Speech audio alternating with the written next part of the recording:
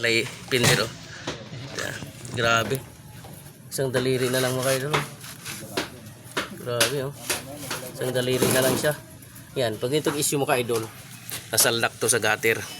Na-deform nito, pwedeng suspension arm or tinatawag nilang talangka. Yan. O swing arm. Yan natin. Yan.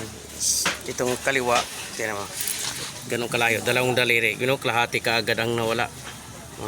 Dalawang daliri. Yan, isa kabila oh. Ganun kalaki ang nawala oh. Titingnan natin. Yan, karamihan ng baluktot yan dito banda yan sa suspension arm. Yan, dito siya banda, ditong pirsado kasi.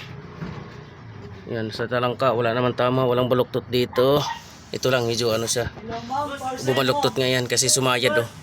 Sayad na sayad oh. Yan. Sumayad siya oh. Sumayad yung suspension arm dito sa kanyang talangka. Dito wala naman, hindi siya na-deform. Yung pahiga niya hindi na-deform. Kaya testingin natin ng suspension arm. May pang-testing tayo. Pagbasihan natin yung ating suspension ay kakabit. Tapos titingnan natin yung posisyon. Ano? Posisyon. Ano? Ito likong-liko siya.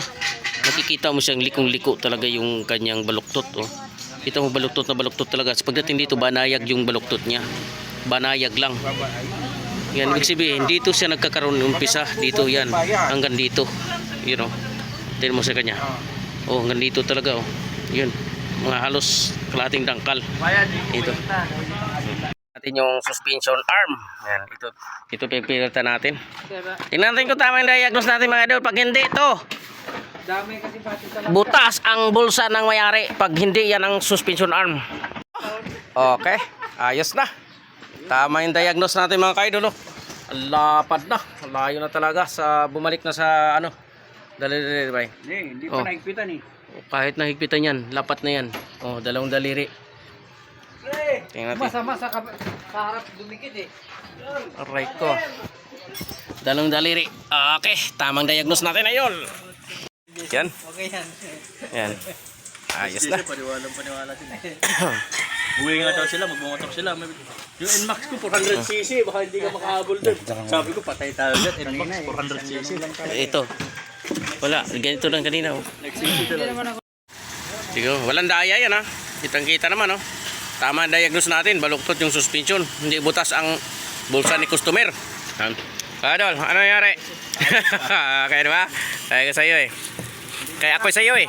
Sige, sige, sige.